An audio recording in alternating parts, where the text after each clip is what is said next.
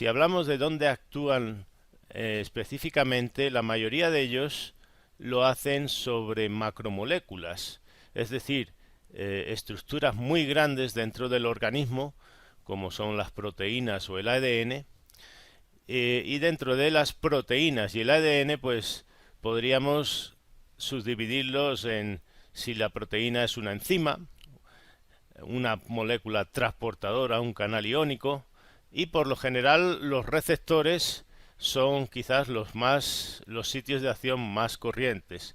También se pueden unir en sitios donde no ejercen ningún efecto biológico.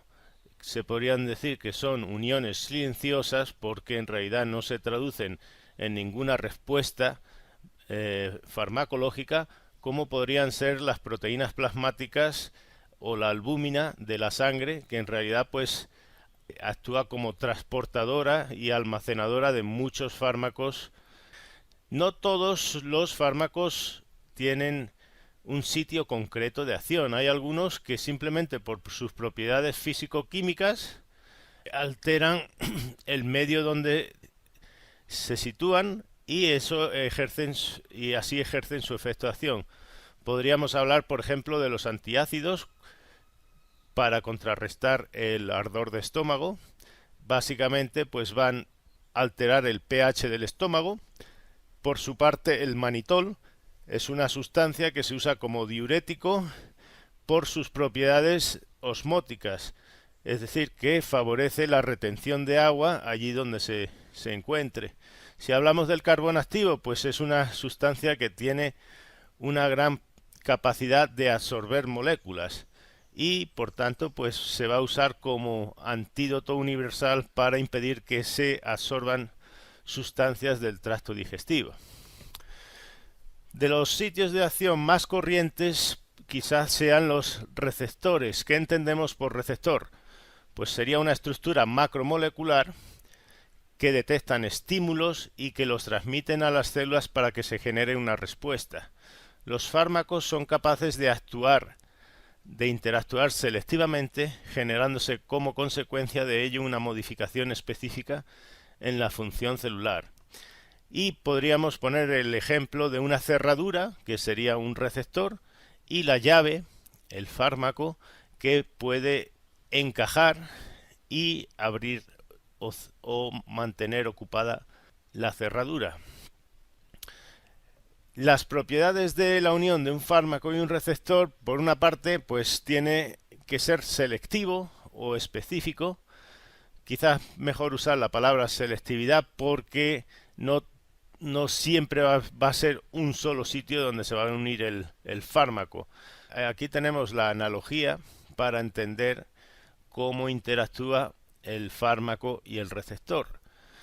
El receptor sería la cerradura y el ligando endógeno, es decir, la sustancia que por lo general se va a unir a ese receptor, suele ser una hormona y un neurotransmisor.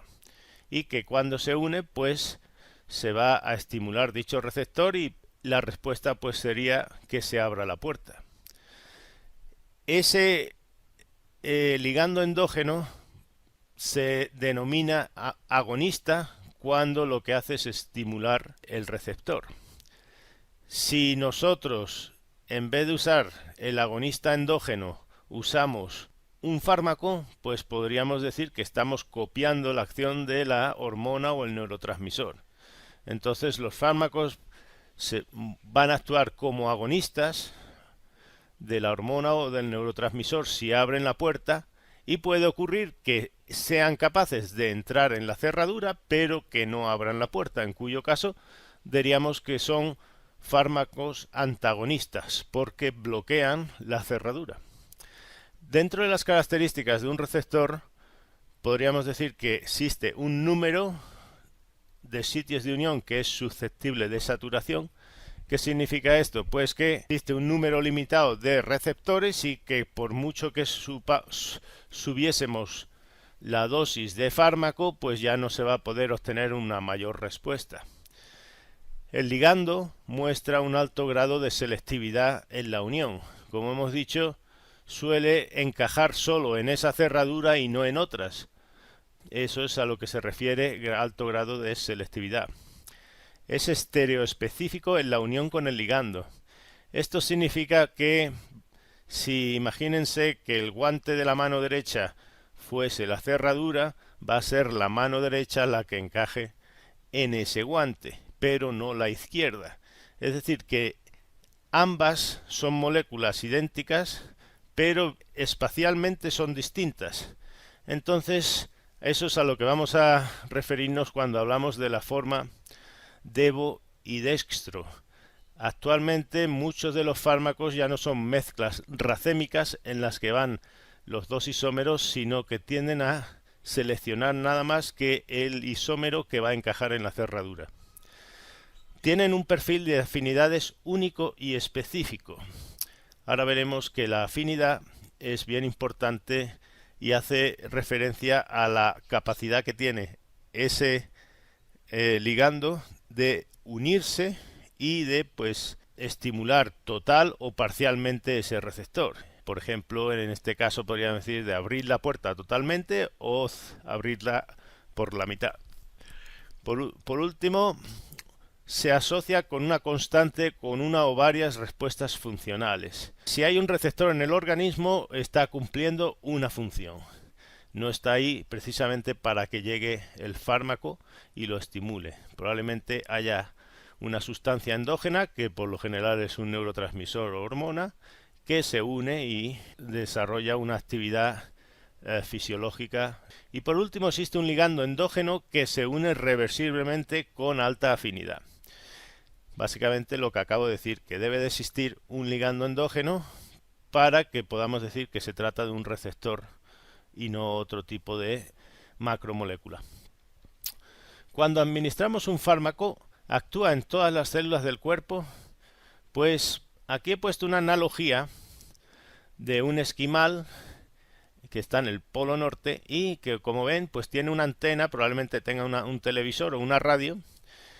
Podríamos decir que los fármacos llegan a todas las células del cuerpo, igual que le ocurre a las ondas de televisión, pero que si no tenemos televisor no nos vamos a enterar de que existen.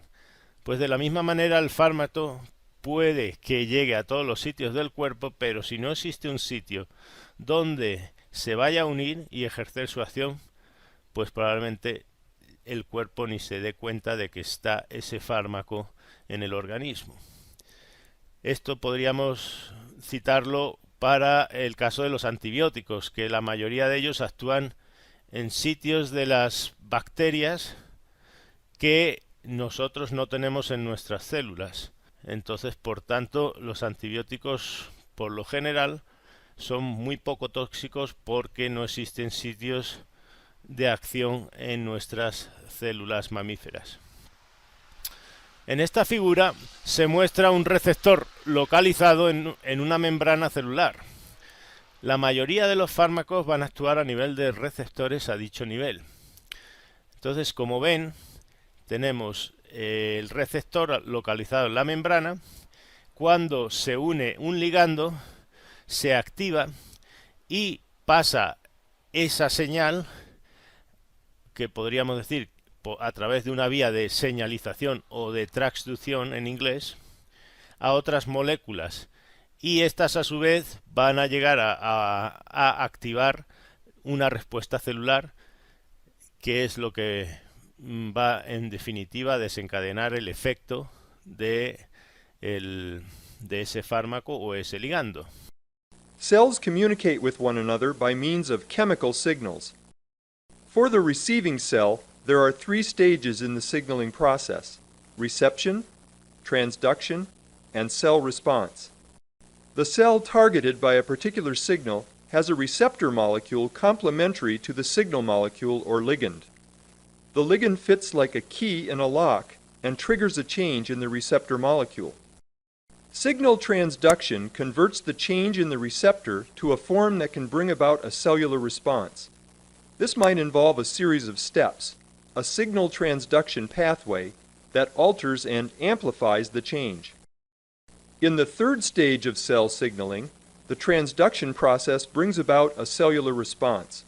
This can be any of many different cellular activities, such as activation of a certain enzyme, rearrangement of the cytoskeleton, or activation of specific genes. Es importante saber que existen distintos tipos de receptores, incluso dentro de la misma familia.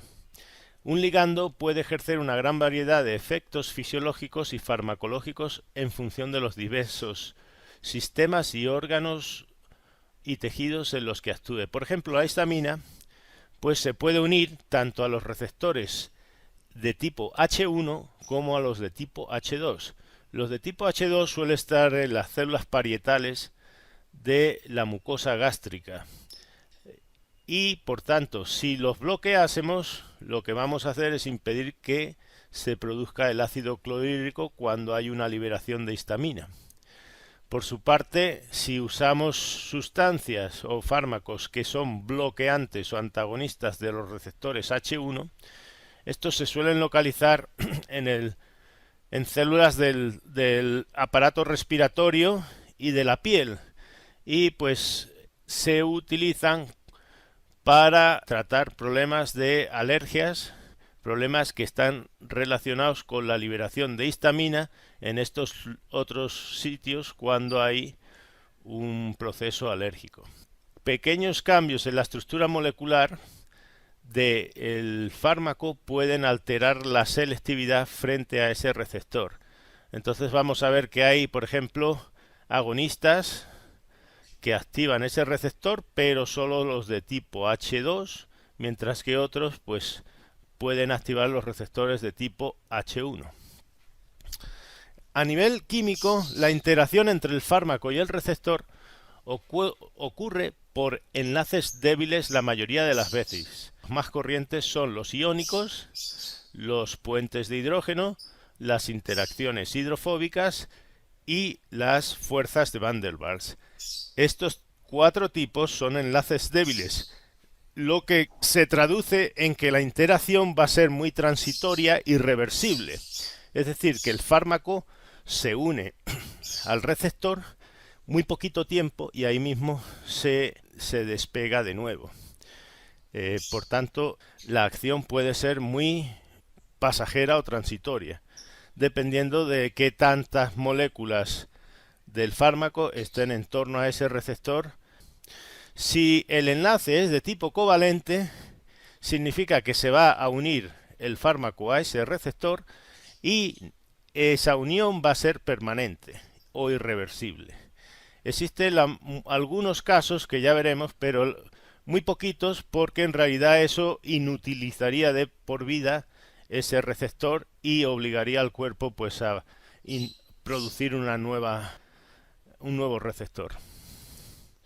Cuando hablamos de las propiedades de la unión entre el fármaco y el receptor, tenemos que tener claro lo que es la afinidad. Básicamente es la tendencia del fármaco para unirse a ese receptor. Y vamos a ver que no todos los fármacos tienen la misma afinidad.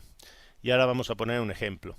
Y por su parte, la actividad intrínseca hace alusión a la capacidad que tiene ese fármaco para activar el receptor e iniciar una acción.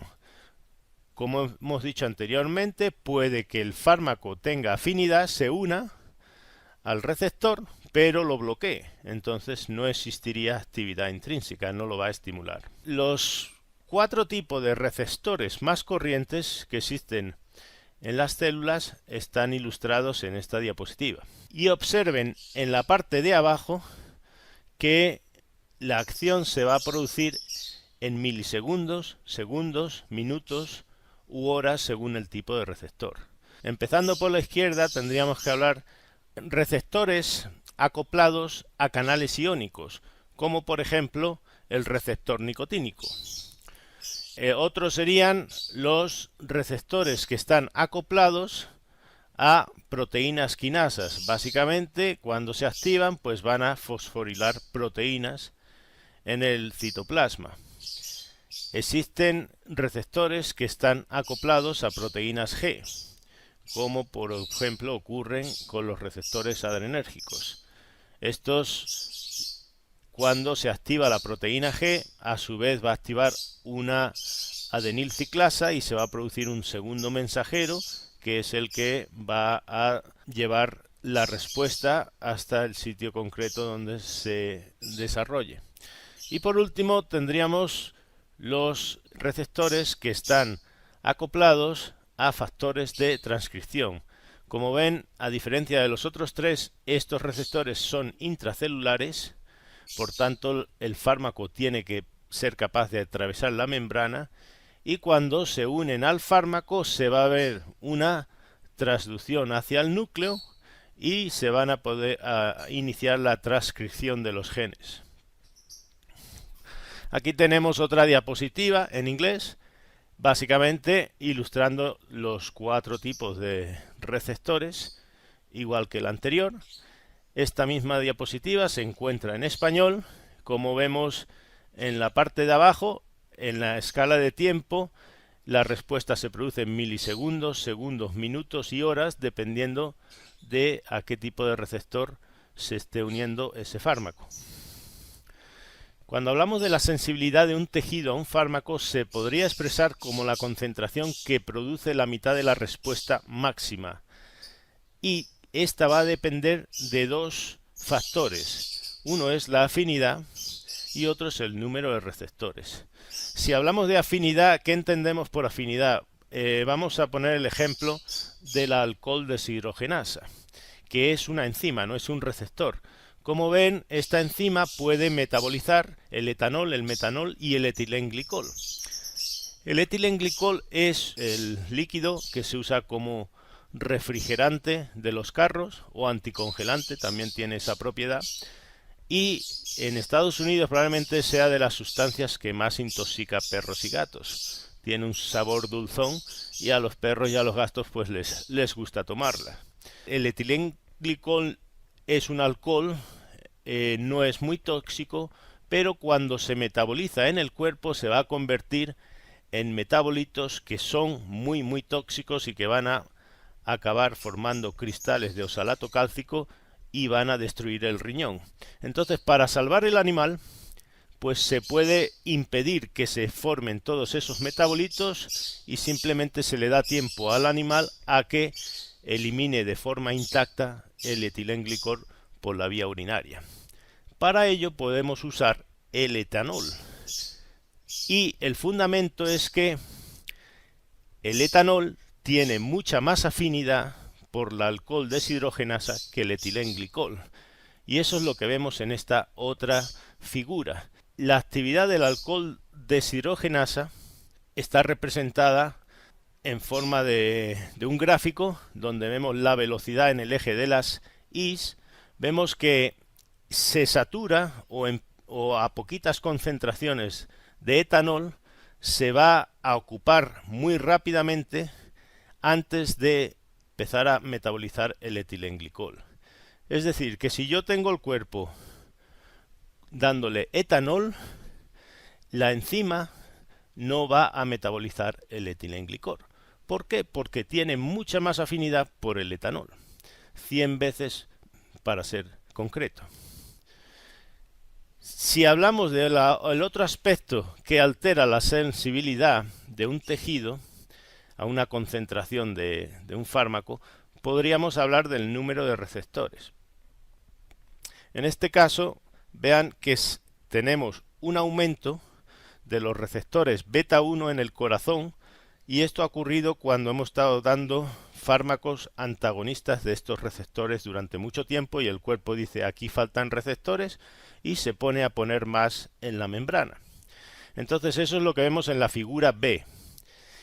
Observen que para que se produzca una respuesta concreta, en la figura A hacen falta un montón de fármacos o moléculas para que al menos 2 de ellas se unan a 2 de los 4 receptores que hay. Pues si ahora ponemos muchos más receptores, para que haya colisión, que normalmente son fortuitas, ahí está el movimiento ocurriendo de forma pues aleatoria, para que choquen 2 fármacos y se produzca una interacción efectiva con los receptores, Pues al haber muchos más receptores, ahora necesitamos menor concentración del fármaco.